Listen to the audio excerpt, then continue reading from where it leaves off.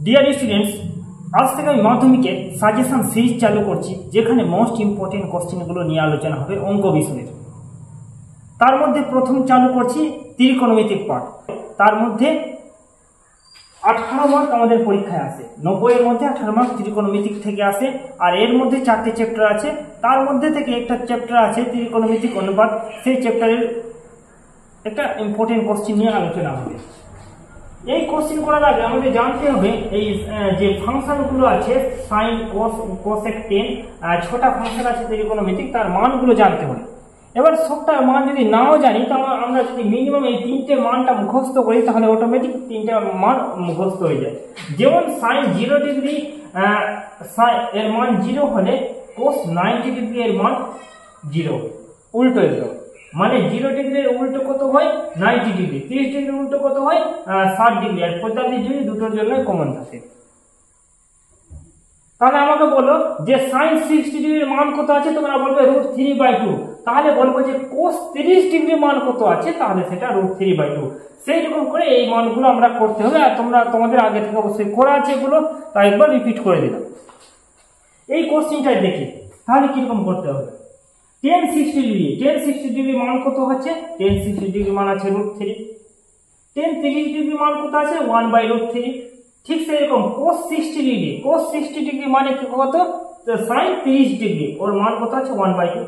cos 30 degree, তাহলে cos 30 degree উল্টো কত হবে sin 60 ডিগ্রি, ওর মান কত আছে √3/2। এরকম করেই তো হয়, তাই না? তাহলে চলো অঙ্কটা শুরু করি। tan 60 ডিগ্রি এর মান হচ্ছে √3, দেখে নাও তোমরা। মাইনাস tan 30 ডিগ্রি এর মান কত হবে 1/√3 বাই 1 প্লাস tan 60 ডিগ্রি এর মান কত √3।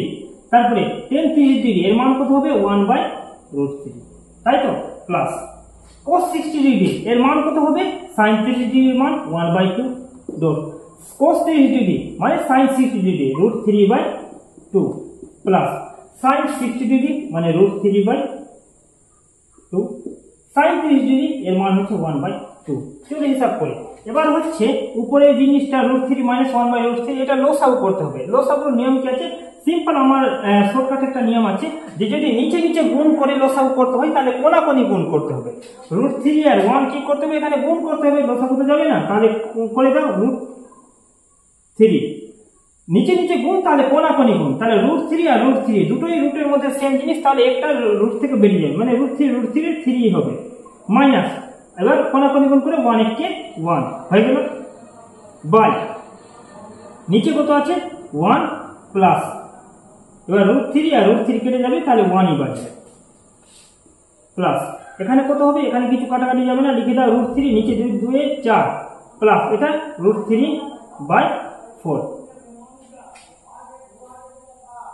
নিচে দেখো এখানে 3 থেকে একবার দিলে কত হবে 2 2/√3 হবে, 2/√3, আর নিচে কত হবে 1 1 প্লাস করে 2 প্লাস এখানে কত হবে √3/4 দুটো √3/4 মানে 2√3/4, তাই তো, 2√3/4, 2 2 কেটে গেল, তাহলে কত হলো 2 2 4। এবার চলো দেখি এখানে তো জায়গা না, তাহলে সমান সমান দিয়ে আমি এখানে পাশে পাশে লিখে যাচ্ছি। তাহলে কত হবে, এটা 2/√3 আর 2টা নিচে আছে, তাহলে এটা সিম্পল এর উপরে গুণ হয়ে যাবে, প্লাস এটা কত হলো, এটা হলো √3/2 হয়েছে।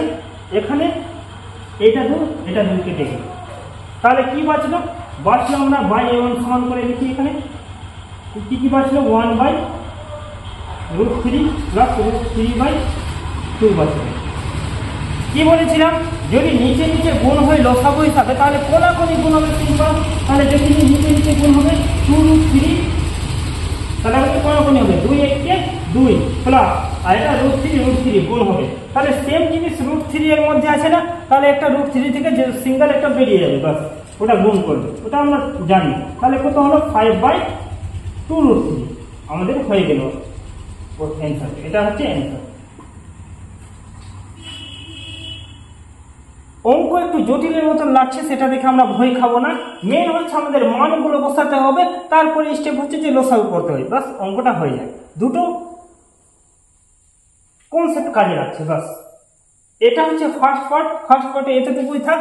সেকেন্ড পার্ট এবার এর আনবো, তাহলে সেখানে অনেকটাই অঙ্কন নিয়ে আলোচনা হবে। ধন্যবাদ সবাইকে এই ভিডিওটা দেখার জন্য।